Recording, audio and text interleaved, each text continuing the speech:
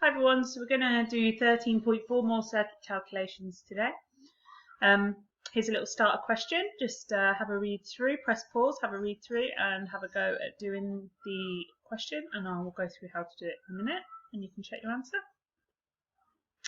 And I forgot to do a big question today, sorry, but the learning objectives are be able to calculate currents in circuits with more than one cell, diodes in the circuit and resistors in series and parallel. So this is how you do the question we just talked about. Write down what you know. So this is the information given in the question. Electrical energy is power times time, so we've got I squared RT.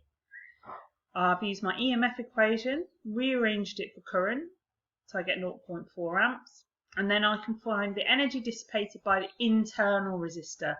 I did this wrong first time because I used the energy dissipated by all the resistors and I got D, but if you use the internal resistor you get 28.8 joules, which is B. Okay, that should be a 3, not a 30, sorry. Right, circuits with a single cell and one or more resistors. So these are some rules to help you with when you're solving your questions. So number one rule is draw the circuit. Like most of the time you're given the circuit, but if you're not, then draw it.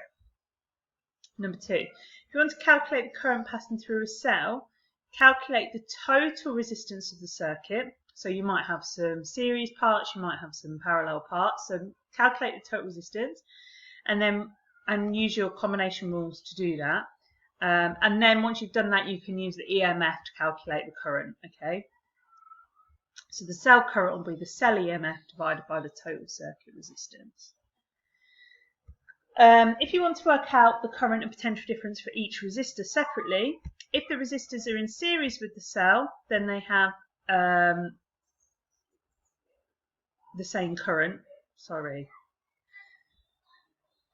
I'll just change that for you.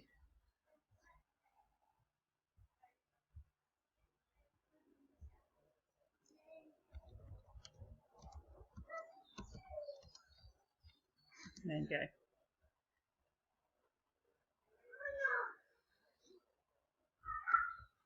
Yeah, so they will have the same current as the cell.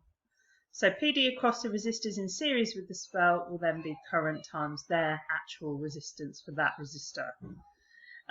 If it's in parallel resistors, then the current through each resistor will be the potential difference across the parallel combination divided by that resistor's resistance. You might get some circuits with like cells that are in series or cells that are in parallel. So if we look at A here, we've got two cells in series. You've got a positive side, a negative side, a positive side and a negative side. So if the cells are connected in the same direction in the circuit, the net EMF is the same as the sum of the individual EMFs added together, which is a really posh way of saying just add them together. So if they're the right way around, so we've got positive, negative, add them together. So the total EMF here is 3.5 volts.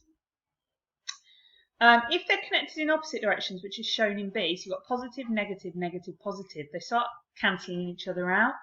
So then the net EMF is the difference between them in each direction. So in B, you've got 2 minus 1.5. So it will be 0.5 volts in the direction of the 2 volt cell, because that was bigger, it would win. If that makes sense. The total internal resistance is the sum of the individual internal resistances. So if these have then got internal resistances attached to them, then you just add them together because they're resistors in series. So I've got an example here. A cell of EMF 3 volts, internal resistance 2 ohms, and a cell of 2 volts and internal resistance 1 ohm. Technically these should then have dotted boxes around them to show that it's internal resistance. And then they've got another cell in another resistor in the circuit that's got 7 ohm resistance. So if you pause now, you might be able to figure out the potential difference across the 7 ohm resistor. I'll go through how to do it in a minute, or you can just work through it with me. Right, so the total EMF is 5 volts because these are the right way around. So you add them together. The total resistance, these are all in series, so you add them together, so you get 10 ohms. The total current is therefore the EMF divided by the total resistance. So you've got 5 divided by 10, which is 0.5 amps. The PD therefore across a 7 ohm resistor, V equals IR. So you've got the potential difference across a 7 ohm resistor would be the total current, because they will get the same current, times the resistance of the 7 ohm resistor. So 0.5 times 7, which is 3.5 volts. Okay, nice and straightforward. Here we've got a circuit, we've got lots of cells in parallel. So an example of what might use this might be like a solar photoelectric cell or solar panel type setup on the roof. So you've got n cells in parallel. So in this you'd have 1, 2, 3, 4. So n, little n would be 4. The current in each cell would be the total current, so this I, divided by how many branches you've got. So in this case it would be 4. Yeah? So I is the total current divided by how many cells you've got in parallel. Each of these resistors will then lose some of its potential difference from the cell because they're all internal resistors and they're in parallel. Okay? So what this equation, so here you've got the potential difference lost in each cell. So we're using V equals IR. You've got the current, which you get from here, okay, times resistance, its resistance. So if you want to know the potential difference or the terminal potential difference you're going to get from each of these branches, you would do its EMF minus how much potential difference is lost in each one. Okay? Say this was 1.5 and you lost 0.5 volts here. The terminal potential difference or the potential difference available to the circuit would be 1 volt. Okay? And then because the current splits here, all the electrons would get 1 volt. So the ones that went this way would get 1 volt, the ones that went this way would get 1 volt, the ones that went this way would get 1 volt, and the ones that get this way would be 1 volt. So all the electrons here, the potential difference is 1 volt. Just because there's 4 of them, it wouldn't be 4 volts, it'd be 1. Right, sometimes you get diodes in circuits. So an example would be a silicon diode. Diodes are semiconductors, so that means they only conduct electricity under certain conditions. So this is an example of a silicon diode. It has a forward potential difference of 0.6 volts when current flows through it. So when current's flowing through it, it will take 0.6 volts of your EMF. If current's flowing the wrong way through it, it will have an infinite resistance, so no current can flow, so your circuit won't work. Or if the potential difference is less than 0.6 volts, it won't work either. So if your EMF here was, say, 0.5 volts, it wouldn't work. Okay? So if you have a circuit with one or more diodes, a potential difference of 0.6 volts exists across that diode that is forward based and passing a current. A diode that is reverse bias has infinite resistance, so that would stop the circuit working. So looking at this example, diodes connected in the forward direction in series with a 1.5 volt cell of negligible internal resistance and a 1,500 ohm resistor, so as shown in the diagram here.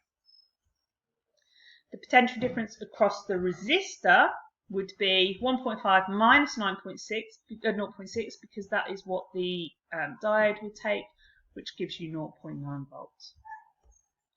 The current through the resistor, the current's the same all the way around, so current is voltage divided by resistance, so you just do 0.9 divided by the resistance, 1,500, which is 6 times 10 to the minus 4. Okay? Really straightforward. This sounds really complicated, but I think the example just shows it's dead easy. You can find out the resistance of the diode then, because its potential difference we know is 0.6. We know the current flowing around it, so we know that it has a resistance of 1,000 ohms.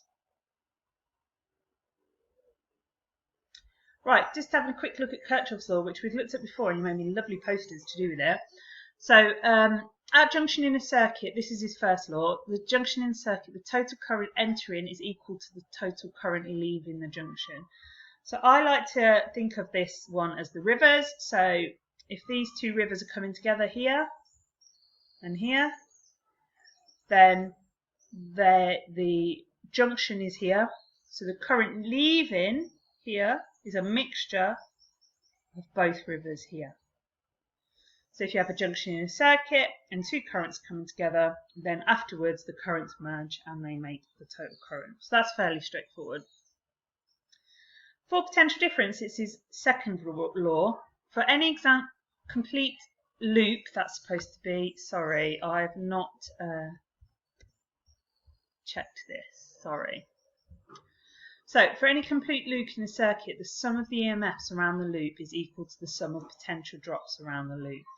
So basically it's saying if you have an EMF of 1.5 volts, then in the circuit it will use 1.5 volts and it will split it depending on whether it's in series and parallel. I like to think of this law as a set of steps. So you've got a hill, okay, and a set of steps. I'll show you what I mean. This here is the EMF. So this is how much energy, and then the arrows are what the current flows round. So if you imagine these steps as the current is flowing around this way. So when the electrons get here, they're going to go through the cell or the battery, and we're going to give them 12 volts. So it's like going up a hill. They're being given energy and they're at the top of the hill.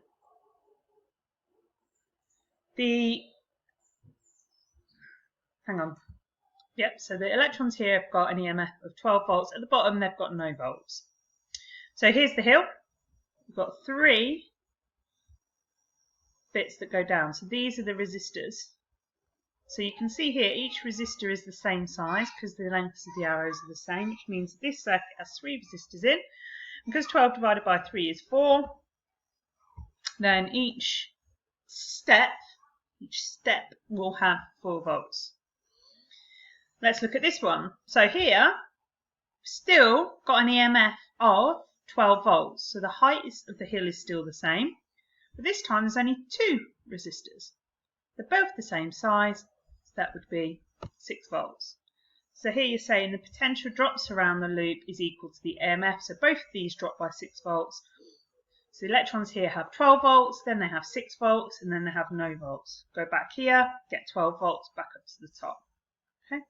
In this one, still same height, so you're still giving them 12 volts, but you've got small resistor here, so maybe it might take 1 volt, bigger resistance here, so it might take 2 volts, and then whatever's left over, 9 volts. So you can see in each of these cases, the EMFs are the same, but because the resistance and the number of resistors changes, that changes the drops, but you still end up at the bottom with no volts. Okay, so that's how I like to think of Kirchhoff's second law. Right, we've got this big example to go through. I'm going to go through it all in the second video because I'm running out of time on this one, okay?